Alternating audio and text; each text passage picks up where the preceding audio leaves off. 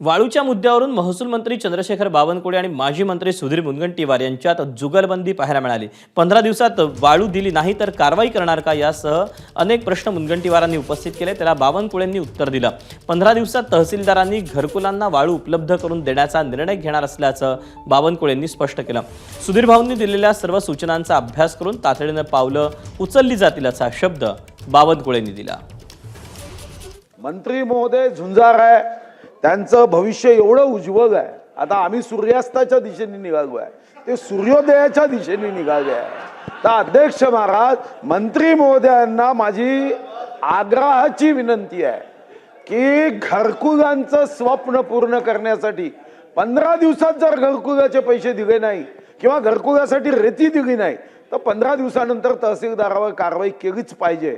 मग पहा धृतराष्ट्र सुद्धा कशा पद्धतीने अध्यक्ष महाराज जागे होतील हे करणार आहे का?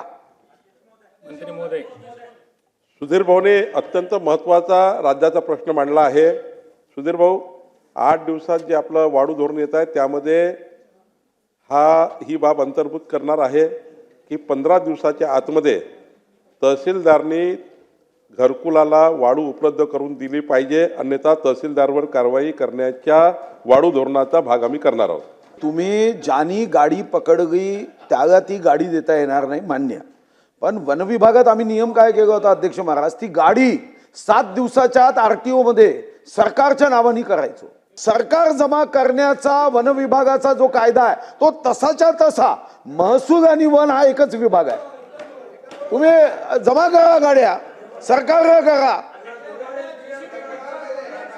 माननीय सुधीर भाऊनी ज्या सूचना दिल्या आहेत त्या सूचनेचा पूर्ण अभ्यास करतो आणि वन विभाग आणि महसूल विभाग एकच विभाग आहे, त्यामुळे सुधीर भाऊन जो काही निर्णय त्या काळात घेतला आहे त्या निर्णयाचा पूर्ण अभ्यास करून तातडीने याच्यात पुढे कसं जाता याचा विचार करू। एबीपी माझा, उघडा डोळे बघा नीट।